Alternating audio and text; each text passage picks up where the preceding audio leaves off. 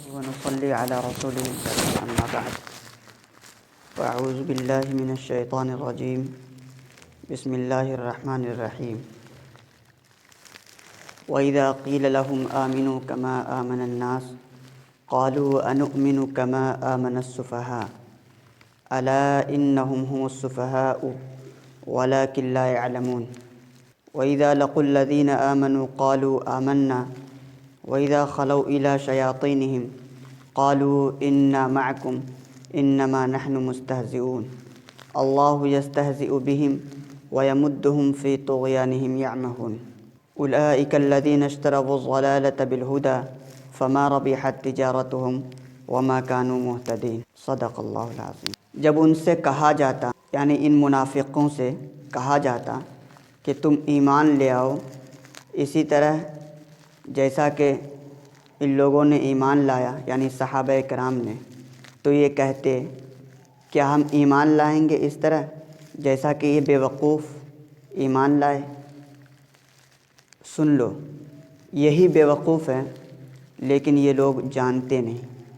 وَإِذَا لَقُوا الَّذِينَ آمَنُوا، اور جب یہ لوگ مومنوں سے ملاقات کرتے تو کہتے آمنا، ہم نے ایمان لے آیا۔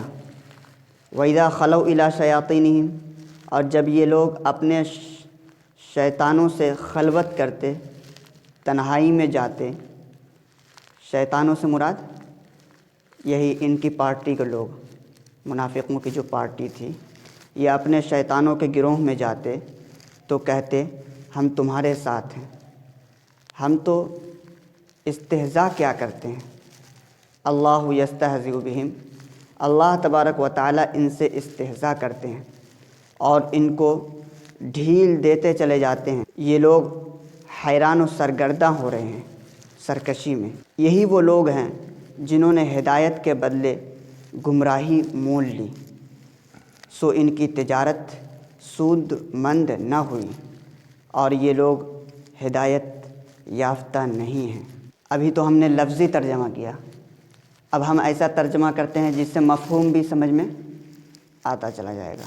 اور جب ان سے کہا جاتا کہ تم ایمان لے آؤ، اس سے پہلے جو تذکرہ تھا منافقوں کی جہالت کا تذکرہ تھا۔ منافقین لوگ اپنے فساد کو اصلاح سمجھتے تھے اور وہ کہتے تھے کہ ہم تو اصلاح کرنے والے ہیں۔ گویا کہ ان کی جہالت ایک یہ ہے کہ یہ اپنے فساد کو اصلاح سمجھ رہے ہیں۔ آگے ان کی ایک اور جہالت کا ذکر ہے کہ یہ دوسرے کے ہنر کو عیب سمجھ رہے ہیں۔ صحابہ کرام رضوان اللہ علیہم اجمعین نے ایمان لایا، یہ ان کا ایمان لانا ایک ہنر تھا لیکن وہ اس کو بیوقوف بتا رہے ہیں۔ یہ ہمیشہ ہر دور میں ہوتا رہا ہے کہ عقل مندوں کو لوگ بیوقوف کہا کرتے ہیں۔ وَإِذَا قِيلَ لَهُمْ آمِنُوا، جب ان سے کہا جاتا کہ تم ایمان لے آؤ جیسا کہ یہ لوگ ایمان لائے۔ کما آمن الناس، الناس سے مراد صحابہ کرام ہیں۔ ظاہر سی بات ہے کہ قرآن کا نزول انہی صحابہ کے سامنے ہوا، اسی لیے الناس سے مراد صحابہ کرام ہیں۔ تو یہ کہتے کیا ہم ایمان لائے ایسے اس طرح جس طرح یہ بیوقوف ایمان لائے؟ کما آمن الناس، یہاں پر اللہ تبارک و تعالی نے فرمایا ایمان وہ معتبر ہے جو صحابہ کرام جیسا ہو۔ صحابہ کرام جیسا اگر ایمان نہیں ہے تو وہ ایمان معتبر نہیں ہے۔ اگر ہم کسی کا ایمان کو پرکھنا چاہتے ہیں تو صحابہ کرام کو ہم کسوٹی بنائیں گے، اگر اس کسوٹی پر ان کا ایمان کھڑا اترے گا تو وہ ایمان معتبر ہوگا، ورنہ تو نہیں۔ سوال یہ ہوتا ہے کہ صحابہ کرام جیسا ایمان لانا تو ہمارے لیے مشکل ہے، ہم صحابہ کرام جیسا ایمان کیسے لا سکتے ہیں؟ صحابہ کرام رضوان اللہ علیہم اجمعین تو اپنے سامنے جنت اور جہنم کو دیکھا کرتے تھے، پھر ان کے اندر اس قدر تقویٰ تھا کہ اس زمانے کا سب سے بڑا ولی بھی صحابہ کرام کے دھول کے پیر کے دھول کے برابر بھی نہیں ہے، تو پھر ہم سے مطالبہ صحابہ کرام جیسے ایمان کا کیوں کیا جا رہا ہے جو کام ہم کر ہی نہیں سکتے؟ جواب یہ ہے کہ صحابہ کرام جیسا ایمان لانے کا مطلب یہ ہے کہ جن جن چیزوں پر صحابہ کرام نے ایمان لایا، یا یوں کہہ لیجئے جن جن چیزوں پر ایمان لانا ضروری ہے اس پر صحابہ کرام نے ایمان لایا، اگر ہم بھی ان ضروریات دین پر ایمان لاتے ہیں تو گویا کہ ہمارا ایمان صحابہ کرام جیسا ایمان ہے۔ یہاں پر کیفیت مراد نہیں ہے بلکہ کمیت مراد ہے۔ صحابہ کرام نے جن جن چیزوں پر ایمان لایا اس پر اگر ہم ایمان لاتے ہیں تو ہم نے صحابہ کرام جیسا ایمان لے آیا۔ رہی بات کیفیت کی، صحابہ کرام کے ایمان کی جو کیفیت تھی اس کا مطالبہ ہم سے نہیں کیا جا رہا ہے، اور ہمارے ذہن میں جو اشکال پیدا ہوا کہ ہم صحابہ کرام جیسا ایمان نہیں لا سکتے، ہم نے کیفیت کو سامنے رکھ کر یہ اشکال کیا، اور وہ کیفیت یہاں پر مراد نہیں ہے۔ الا انہم ہم السفہاء، سن لو کہ یہی منافق جو ہیں یہ بے وقوف ہیں، لیکن انہیں اس کا پتہ نہیں ہے۔ پتہ تو تب چلے گا جب یہ مر کر جائیں گے، تب انہیں پتہ چلے گا کہ آخر حق پر کون تھے، عقل مند کون تھے۔ وَإِذَا لَقُوا الَّذِينَ آمَنُوا، اور جب یہ لوگ یہ منافقین ایمان والوں سے ملاقات کرتے تو کہتے ہم تو ایمان والے ہیں، تاکہ دنیاوی اغراض اور دنیاوی منافع انہیں حاصل ہو جائے، اسی لیے وہ ایمان والوں کے سامنے اپنے ایمان کا ظاہری طور پر اظہار کرتے تھے، لیکن جب یہ لوٹ کر اپنے ساتھی کے پاس جاتے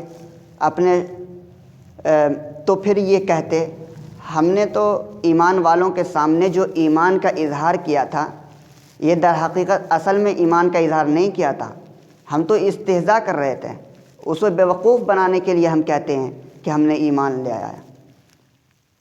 اللہ تبارک و تعالیٰ فرماتے ہیں اللہ یستہزئ بہم، اللہ تبارک و تعالیٰ ان سے استہزاء کر رہے ہیں۔ اللہ تبارک و تعالیٰ کسی سے استہزاء کیوں کریں گے؟